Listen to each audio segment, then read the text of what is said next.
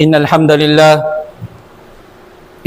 لله نحمده ونستعينه ونستغفره ونعوذ بالله من شرور أنفسنا ومن سيئات أعمالنا من يهده الله فلا مضل له ومن يضلل فلا هادي له وأشهد أن لا إله إلا الله وحده لا شريك له وأشهد أن محمدا عبده ورسوله صلوات الله وسلامه عليه وعلى آله وأصحابه ومن تبعهم بإحسان إلى يوم الدين. أما بعد, ang lahat ng pagpupuri at pasasalamat ay nauukol lamang kay Allah subhanahu wa ta'ala.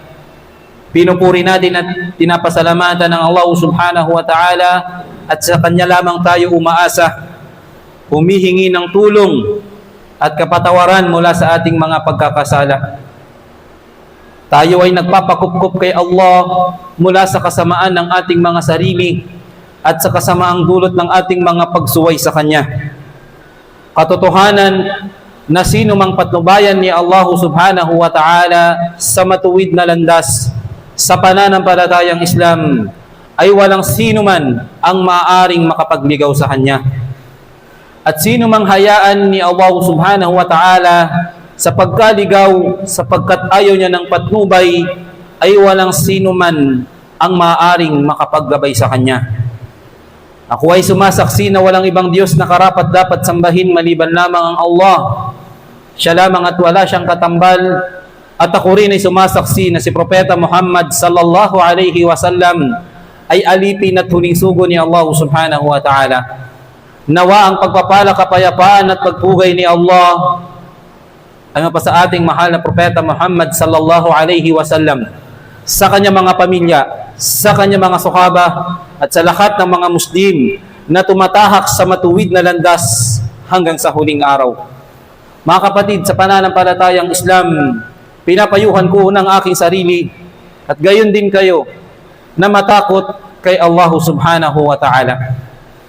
Sapagkat sinabi ng Allah subhanahu wa ta'ala sa malulhating Quran, ba'da a'udhu billahi minash shaytanir rajim, ya ayyuhalladhina amanu taqullaha haqqa tuqatih wa la tamutunna illa wa antum muslimun. O kayong mga sumasampalataya, o kayong mga Muslim, matakot kayo kay Allah subhanahu wa ta'ala ng tunay at tamang pagkatakot. At huwag ninyong hayaan na kayo ay bawian ng buhay maliban na lamang na kayo ay mga tunay at matatapat na Muslim. At sinabi pa ng Allah subhanahu wa ta'ala, ya ayyuhan nasu ttaqu rabbakum alladhi khalaqakum min nafsi wahida wa khalaqa minha zawjaha wa batha minhuma rijalan kathiran wa nisaa wattaqullaha alladhi tasaaluna bihi wal arham innallaha kana 'alaykum raqiba. Ang sabi ng Allah subhanahu wa ta'ala, usang katauhan, katakutan ninyo ang inyong Panginoon na si Allah, na siyang lumikha sa inyo mula sa unang tao, ang ating ama na si Adam alayhi salam. At mula sa kanyang tadyang ay nilikha ang kanyang asawa, ang ating ina na si Eva alayhi salam. At mula sa kanilang dalawa ay lumabas ang maraming mga kalalakihan at maraming mga kababaihan. Matakot kayo kay Allah na kung saan sa pamamagitan niya ay nahihingi ninyo ng pantay ang inyong mga karapatan. Matakot kayo kay Allah at huwag ninyong putulin ang mabuting pakikipag-ugnayan sa inyong mga kamag-anakan. Katotohanan na ang Allah subhanahu wa ta'ala ay lagi nang nakamasid at nakababatid sa lahat ng inyong mga ginagawa. At sinabi pa ng Allah subhanahu wa ta'ala, fattaku yawman turja'una fihi ila Allah thumma tuwaffa kullu nafsin ma kasabat wa hum la yudhlamun. Sinabi ng Allah subhanahu wa ta'ala, katakutan ninyo ang araw na kayong lahat ay magbabalik kay Allah subhanahu wa ta'ala, ang bawat isa sa atin. At sa araw na yon, ang bawat isa ay makakamit niya ang bunga ng kanyang mga gawain. Kung ito man ay mabuti, siya ay gagantimpalaan. At kung ito naman ay masama, siya ay mapaparusahan. At sa araw na yon, ay walang sino man, sabi ng Allah subhanahu wa ta'ala, ang dadayain. Sapagkat ang hatol sa ating lahat, ang pinakamakatarungang tagapaghatol, walang iba kundi ang Allah subhanahu wa ta'ala. Ang aya na ito sa Quran, mga alipin ni Allah, ito ang pinakahuling aya sa Quran na ipinababa ng Allah subhanahu wa ta'ala. Pinapaalalahanan tayo na katakutan ng araw na tayong lahat ay magbabalik sa Allah subhanahu wa ta'ala. Paano natin ipagtatanggol ang ating mga sarili? Ang ating mga gawain sa harapan ng Allah subhanahu wa ta'ala. Ang pinakamakatarungang tagapaghatol, ang pinakamakatarungang hari, ang Allah subhanahu wa ta'ala. Mga kapatid sa Islam, nung nakaraang Jumu'ah ay natalakay natin ang kahalagahan ng pagkain ng halal. At ang panganib ng pamumuhay mula sa haram o mga ipinagbawal ng Allah subhanahu wa ta'ala. At nabanggit natin ang hadith ng Propeta sallallahu alaihi wasallam patungkol sa taong naglalakbay na siya'y nanalangin kay Allah subhanahu wa ta'ala, nagsumamo sa Allah subhanahu wa ta'ala, subalit ang kanyang pagkain ay mula sa haram, ang kanyang inumin ay mula sa haram, ang kanyang pananamit ay mula sa haram, ang kanyang pamumuhay ay mula sa haram. Kaya't naging dahilan ito na hindi tinanggap ang kanyang panalangin sa Allah subhanahu wa ta'ala. Nagiging dahilan ito na hindi tanggapin ng Allah subhanahu wa ta'ala ang ilan sa ating mga pagsamba.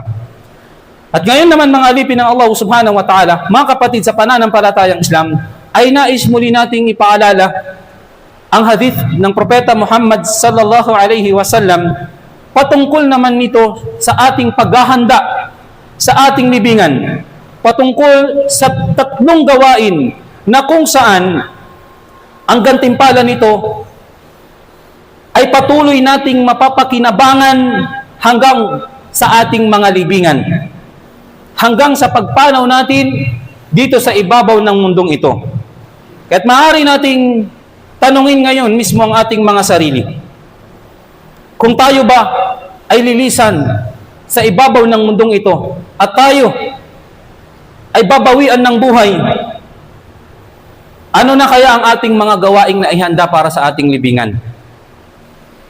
Ano na kaya ang mga gawaing pagsamba na nagawa natin o ginagawa natin na insyaallah atin itong pakikinabangan hanggang sa ating libingan, hanggang sa pagpanaw natin dito sa ibabaw ng mundong ito? Kabilang sa katangian ng isang matalinong Muslim ay kanyang pinaghahandaan ang kanyang paglisan sa ibabaw ng mundong ito. At hindi lamang nakatuon ang kanyang oras, ang kanyang panahon, ang kanyang pagsusumikap para makamit ang anumang pangarap niya dito sa ibabaw ng mundong ito. Ang isang matalinong Muslim, higit niyang pinahahalagahan at pinaghahandaan ang kabilang buhay sapagkat dito tayo ay magtatagal. Isipin natin mga alipin ng Allah subhanahu wa ta'ala. Tayo ngayon ay nandito sa ibabaw ng mundong ito, mamuhay man tayo ng maraming taon. 60 years, 70 years, isang daang taon higit pa. Pagkaraan nito ay lilisanin natin ang ibabaw ng mundong ito sa ayaw at sa gusto natin. Yun ang realidad mga alipin ng Allah subhanahu wa ta'ala. Subalit, ang ating pananatili sa libingan ay higit na magtatagal.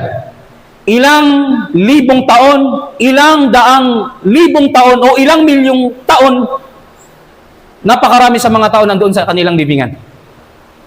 Napakatagal ng ating pananatili sa libingan. Mag-aantay hanggang sa dumating ang araw ng paghuhukom. Araw na kung saan ang bawat isa sa atin, ang mga patay ay bubuhayin muli sa kanilang libingan. Yun ang realidad mga alipin ng Allah. Kaya higit dapat nating paghandaan ang ating libingan. Ang Propeta sallallahu alaihi wasallam ay nagbigay po sa atin ng napakahalagang paalala bilang paghahanda sa ating libingan. Mga gawain na kung saan kahit wala na tayo sa ibabaw ng mundong ito, insyaallah ay patuloy pa rin nating makakamit ang gantimpala nito sa ating libingan. Sinabi ng Rasulullah sallallahu alaihi wasallam an Abi Hurairah radhiyallahu anhu, qala Rasulullah sallallahu alaihi wasallam, si Abu Hurairah, kalugdan nawa siya ng Allah subhanahu wa ta'ala, ay nagulat na sinabi ng Rasulullah sallallahu alaihi wasallam, idha mata al-insanu qata'a anhu 'amaluhu illa min thalatha. Kapag daw namatay ang anak ni Adan, ang tao ay napuputol na ang lahat ng kanyang mga gawain, natitigil na ang lahat ng kanyang mga gawain, maliban na lamang sa tatlong bagay na ito. Ano-ano ang tatlong bagay na ito na kung saan patuloy pa rin na makakamit ng isang Muslim ang gantimpala at kabutihan kahit siya ay patay na, kahit siya ay nandoon na sa kanyang libingan. Ang sabi ng propeta sallallahu alaihi wasallam, pakinggan natin ito mga alipin ni Allah, at tanungin natin ang ating mga sarili kung meron ba tayo ng tulad ng mga binanggit ng Rasulullah sallallahu alaihi wasallam. Tatlong gawain na kung saan pakikinabangan hanggang sa ating libingan. Ang sabi ng propeta sallallahu alaihi wasallam, una na rito, sadaqatin jariyah. Ang kawang gawa na nagpapatuloy at napapakinabangan ng mga tao.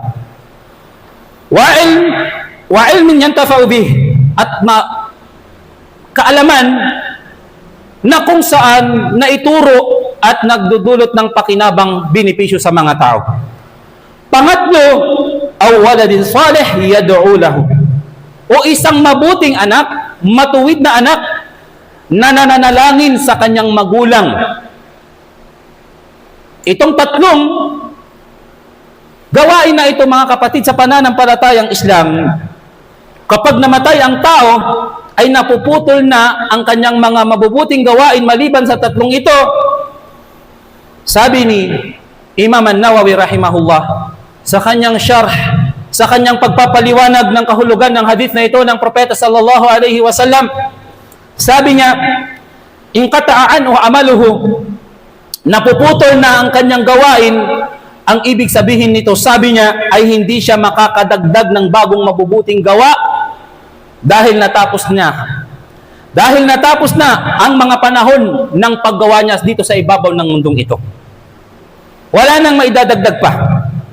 Ang natitira na lamang, sabi niya, ay ang gantimpalang patuloy na dumadaloy mula sa mga bagay na iniwan niya. At ito yung binanggit ng propeta sallallahu alaihi wasallam, sadaqatun jariyah. Kawang gawa na patuloy na napapakinabangan ng mga tao. Ito ay anumang kawang gawa. Kawang gawa na patuloy ang pakinabang kahit namatay na ang gumawa nito. Ang sino mang halimbawang nagpatayo ng masjid gamit ang kanyang salapi, sadaqatun jariyah ito para sa kanya. Ang sino mang tumulong sa pagpapatayo, pagsasaayos ng masjid, sa kanyang yaman, lakas, effort, ay maituturing itong sadaqatun jariyah sa kanya. Ano ang ibig sabihin nun? Habang nananatili ang masjid na yan, at mayroong nakikinabang na pagsasalahan na isasagawa dyan ng pag-aaral, pagsamba sa Allah, sa lahat ng sumasamba dyan hanggang sa araw ng paghuhukom, ay magpapatuloy ang kanyang mabubuting gawain at gantimpala kahit nandoon siya sa kanyang libingan. Sa Islam lamang natin ito matatagpuan, mga alipin ng Allah. Sa ibang pananampalataya, kapag ang tao ay namatay, wala na silang detalye. Wala nang mabuting gawain pa ang maidadagdag sa kanila. Subalit ganito tayo binigyan ng pabor ng Allah subhanahu wa ta'ala. Ang pagpapagawa ng patubigan o balon, lahat ng makikinabang mula sa mga tao, mula sa mga hayop, mga nilikha ng Allah, ay patuloy na makikinabang ang sino mang nagpagawa nito. Ang pagbili o pagpapagawa ng mushaf o ng mga aklat patungkol sa Islam, ang pagpapatayo ng madrasa, maging ang pagtatanim ng mga puno. Ang puno na yan, kapag yan ay namunga, kung yan ay prutas, ang sino mang makikinabang dyan, mula sa mga hayop, mula sa mga tao o anumang nilikha ni Allah, ay magkakaroon tayo doon ng patuloy na gantimpala at kabutihan. Yan ang pabor sa atin ng Allah subhanahu wa ta'ala, sadaqatun jariyah. Kaya't ano kaya sa sadaqatun jariyah na nabanggit ang maaari nating maiambag, ang maaari nating magawa at maiwan habang tayo ay narito pa sa ibabaw ng mundong ito. Pangalawa, mga alipin ng Allah subhanahu wa ta'ala, ang kaalamang na ituro at nagdudulot ng kabutihan o pakinabang sa mga tao. Ilmun nafi', mabuting kaalaman. Ang pagtuturo ng Quran, ang pagtuturo ng sunnah ng propeta sallallahu alaihi wasallam, ang pagsusulat ng mga kapakipakinabang na Islamikong babasahin, ang pagdadawa, ang pagpapalaganap ng katuruan ng pananampalatayang Islam, ang sino mang magsabuhay ng ating itinurong kaalaman, kahit lumisan tayo dito sa ibabaw ng mundong ito, insyaallah ay patuloy pa rin natin itong mapapakinabangan. Patuloy pa rin ang gantimpala na ipagkakaloob sa atin ng Allah hanggang doon sa ating libingan. Kaya dito ay maaari muli nating tanungin ang ating mga sarili, mga kapatid sa Islam, ano kaya ang kaalaman na ating naiambag sa umma na ito?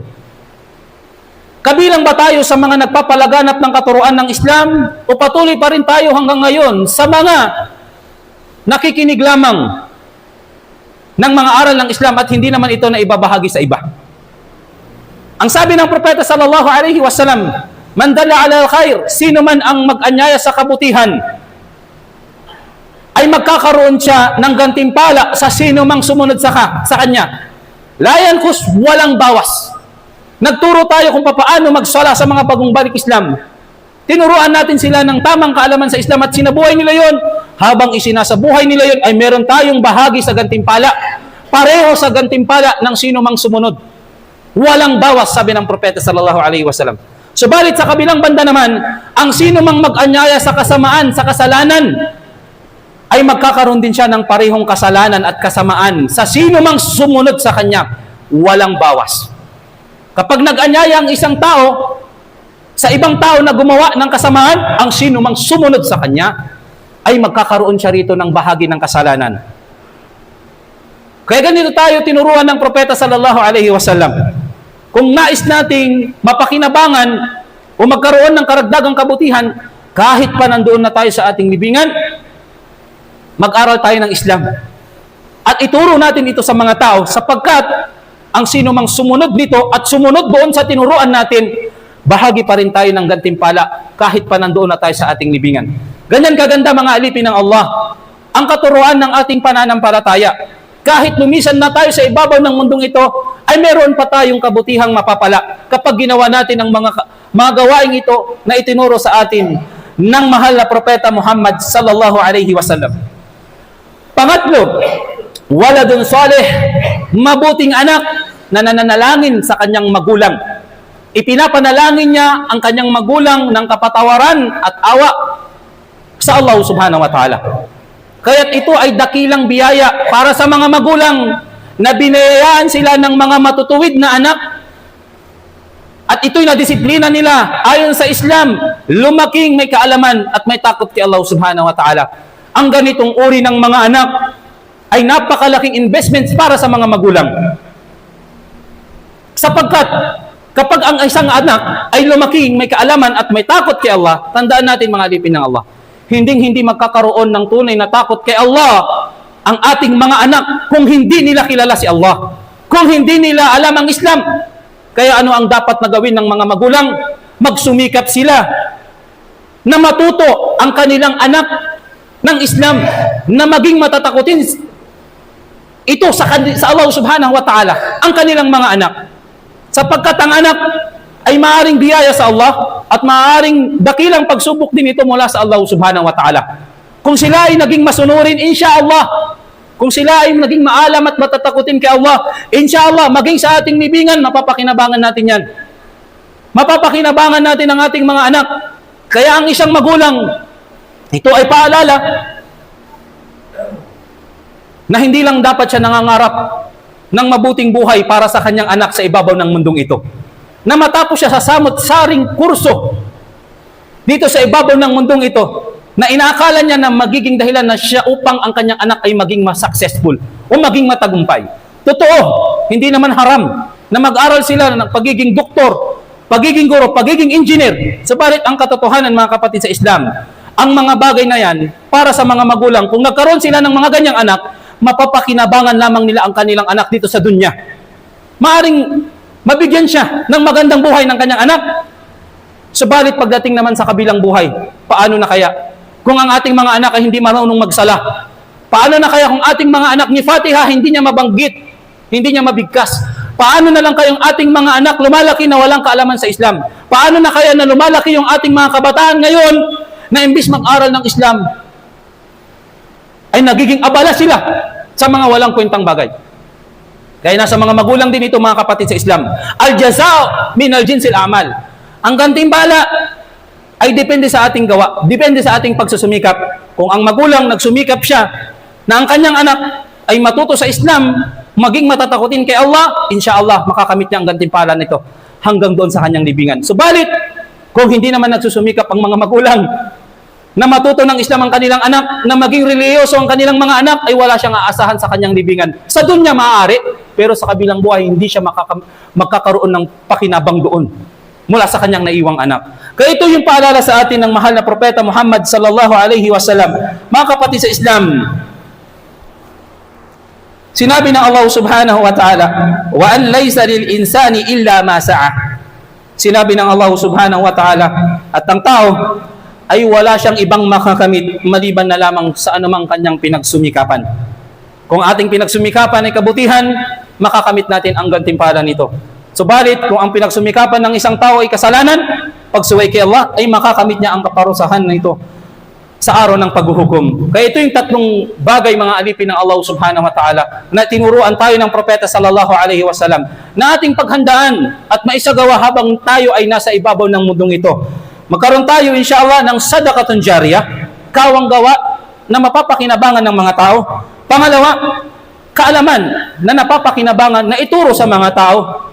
Pangatlo, ay mabuting anak, insyaAllah, na nananalangin para sa kanyang mga magulang ng kapatawaran sa Allah subhanahu wa ta'ala. Barakallahu li wa lakum fil Qur'anil Karim wa nafa'ni wa iyyakum bima fihi min al-ayat wal dhikril hakim. Aqulu ma tasma'un wastaghfiruhu innahu huwal ghafurur rahim.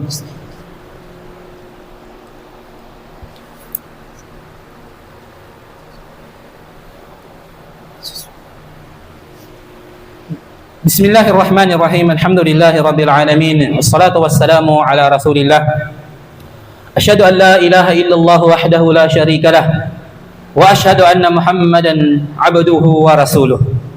Naiulat mula sa panahon ng propeta Muhammad sallallahu alaihi wasallam, noong sila ay dumating sa Madina kasama ang mga muhajirin, mga Muslim na mula sa Makkah sila ay lumikas patungong Madina. Sila ang tinatawag na mga muhajirin.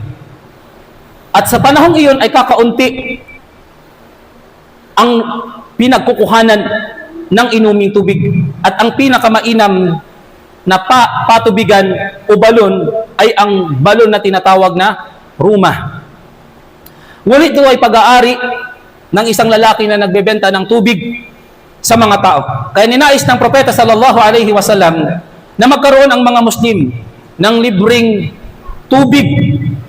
Kaya sinabi ng propeta sallallahu alaihi wasallam, man yashtari bi'ra ruma fayaj'alahu daluhu ma'a dila'il muslimin bi khairin lahu minha fil jannah, kama qala Rasulullah sallallahu alaihi wasallam. Sabi ng propeta Muhammad sallallahu alaihi wasallam, sino man ang bibili ng balon ng rumah at gagawin ito bilang sadaka at magagamit ng mga kamusliman, sabi niya, magkakaroon siya ng higit na mabuti kaysa rito sa paraiso. Inoffer ng propeta Muhammad sallallahu alaihi wasallam. Kaya ang mga sahaba, katangian nila, sila ay nag-uunahan pagdating sa kabutihan.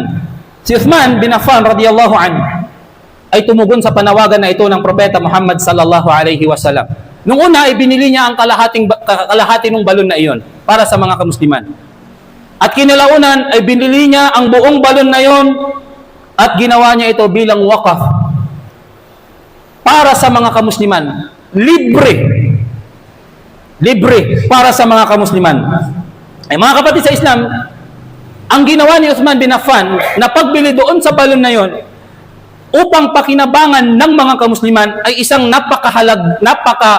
napaka-eksaktong halimbawa para sa tinatawag na sadaqatun jariyah.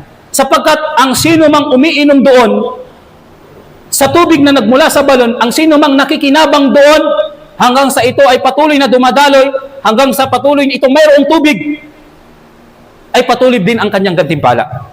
Kaya tayo mga alipin ng Allah, pag-isipan natin, anong sadaqatun jariyah kaya ang maaari nating maiambag habang nandito pa tayo sa ibabaw ng mundong ito? Na kapag lumisan na tayo sa ibabaw ng mundong ito, ay patuloy pa rin natin itong mapapakinabangan. Si Imam Al-Bukhari rahimahullah, ilmun nafi'ah, mahigit 1,000 taon na ang nakakaraan. Sumulat siya ng aklat. Sahih Al-Bukhari, napakahabang panahon na ang lumipas, subalit patuloy pa rin itong pinapakinabangan ng umma na ito, ng mga kamusliman. Gaanong kabutihan kaya ang napapala niya ngayon hanggang sa kanyang libingan? Kaya tanungin natin ang ating mga sarili, anong kaalaman kaya ang maaari nating maituro at maiwan dito sa ibabaw ng mundong ito na kung saan ang kaalaman na yan ay mapapakinabangan ng mga tao? Meron ba? At ano kaya ang kaalaman na ito? Pag sumikapan natin mga kapatid sa Islam, mag-aral ng Islam, matuto ng Islam, at ituro ito sa mga tao. Khairukum man ta'allama al-Quran wa 'allamahu. Sabi ng propeta sallallahu alaihi wasallam, ang pinakamainam sa inyo ay siya na nag-aral ng Quran at pagkatapos niyang mapag-aralan ng Quran, itinuro niya ito sa iba. Hindi niya ito sinarili lamang. Ganyan tayo hinihikayat ng propeta sallallahu alaihi wasallam. Para dumami insyaallah ang ating mga kabutihan na pakikinabangan natin hanggang sa ating libingan. Mga kapatid sa pananampalatayang Islam, mga alipin ng Allah subhanahu wa ta'ala, sa mga mabubuting anak, waladun salih, na binanggit ng Rasulullah sallallahu alaihi wasallam. Sinabi na nabanggit sa hadith ng propeta sallallahu alaihi wasallam patungkol sa isang mabuting anak sa kabilang buhay. Inna Allah azza wa jal la yarfa'u darajati li'abdi salih fil jannah fayaqulu ya rabbi anna li hadihi fayaqul bi istighfari walidika lak. Nabanggit sa hadith na kung saan sa kabilang buhay ito ay paalala para sa mga magulang at mga anak.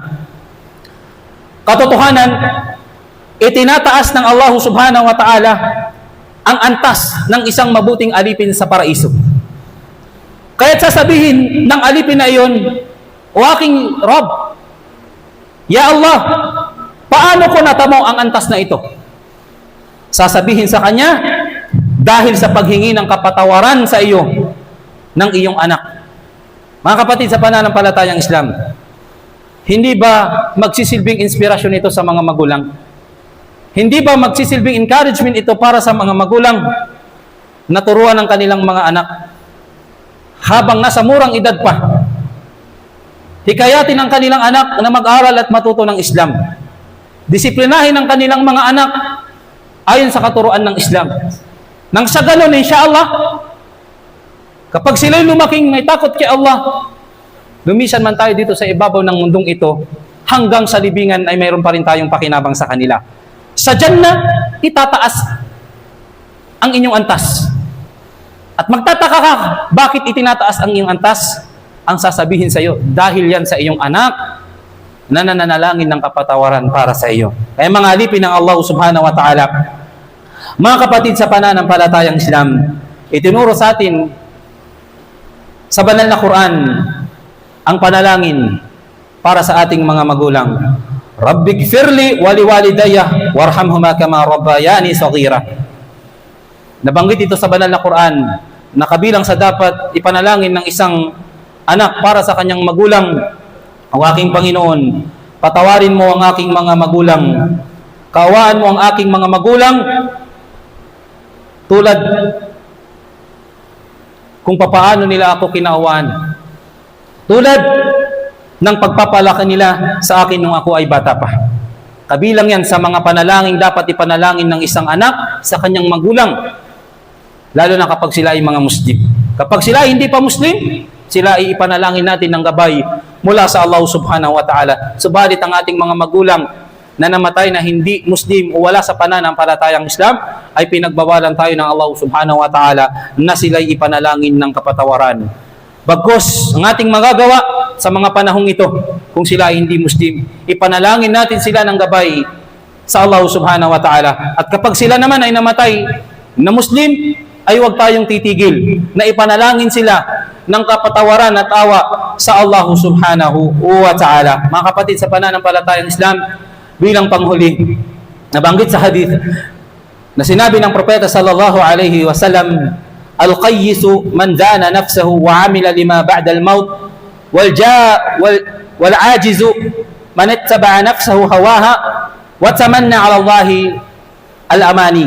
Sinabi ng propeta, ang pinakamatalinong tao ay siya na pinaghahandaan niya ang kanyang libingan, ang kanyang kabilang buhay. Ito sabi ng propeta sallallahu alaihi wasallam, ang pinakamatalinong tao, ang pinaghahandaan niya ang kanyang libingan, pinaghahandaan niya ang kanyang paglisan dito sa ibabaw ng mundong ito. At ang pinakahangal at ang pinakamangmang na tao, sabi ng propeta sallallahu alaihi wasallam, ay siya na sumusunod lamang sa kanyang mga sariling pagnanasa at umaasa lamang sa awa ng Allah subhanahu wa ta'ala nang hindi gumagawa ng mabubuting gawain na inutos sa kanya ng Allah subhanahu wa ta'ala. Kaya alin tayo sa dalawa na nabanggit ng propeta sallallahu alaihi wasallam? Doon ba sa isang matalinong tao na pinaghahandaan niya ang kanyang kabilang buhay, o doon sa taong hangal umangmang na siya ay sumusunod lamang sa kanyang sariling pagnanasa, sa kanyang sariling haka-haka, at siya ay umaasa ng awa mula sa Allah subhanahu wa ta'ala habang siya ay sumusuway sa Allah subhanahu wa ta'ala. Gabayan naman tayong lahat ng Allah subhanahu wa ta'ala. Ipakita sa atin ang kabutihan at biyayaan tayo ng pagsunod dito. Ipakita sa atin ang kamalian at biyayaan tayo ng Allah subhanahu wa ta'ala ng paglayo rito. Dalangin natin kay Allah subhanahu wa ta'ala na pagkaluban tayo ng kaalaman na magdudulot sa atin ng kabutihan dito sa mundong ito, higit lalo sa kabilang buhay. Dalangin natin kay Allah subhanahu wa ta'ala na patawarin tayo sa lahat ng ating mga pagkukulang, sa lahat ng ating mga pagkakamali, sa lahat ng ating mga pagkakasala. Dalangin natin kay Allah subhanahu wa ta'ala na ipagkaloob sa atin ang tagumpay dito sa ibabaw ng mundong ito, higit lalo ang tagumpay sa kabilang buhay na tayong lahat sa ipasok ng Allah subhanahu wa ta'ala sa Jannatul Firdaus. Amin ya Rabbal Alamin. Ala tusallu ala nabiyikum fa inna Allah amarakum bidhalika ay tuqal, inna Allah wa malaikatahu yusalluna ala nabiy. Ya ayyuhalladhina amanu sallu alayhi wa sallimu taslima. Allahumma salli ala Muhammad wa ala ali Muhammad kama sallaita ala Ibrahim wa ala ali Ibrahim innaka Hamidul Majid. Allahumma a'izz al-Islam wal muslimin وأذل الشرك والمشركين ودمر أعداءك وأعداء الدين. اللهم اغفر لنا ولوالدينا ولجميع المؤمنين والمؤمنات والمسلمين والمسلمات الأحياء منهم والأموات إنك سميع قريب مجيب الدعوة يا رب العالمين. ربنا آتنا في الدنيا حسنة وفي الآخرة حسنة وقنا عذاب النار وادخلنا الجنة مع الأبرار يا عزيز يا جبار يا أرحم الراحمين. سبحانك اللهم وبحمدك ونشهد أن لا إله إلا أنت ونستغفرك ونتوب إليك. أقم الصلاة فإن الصلاة تنهى عن الفحشاء والمنكر.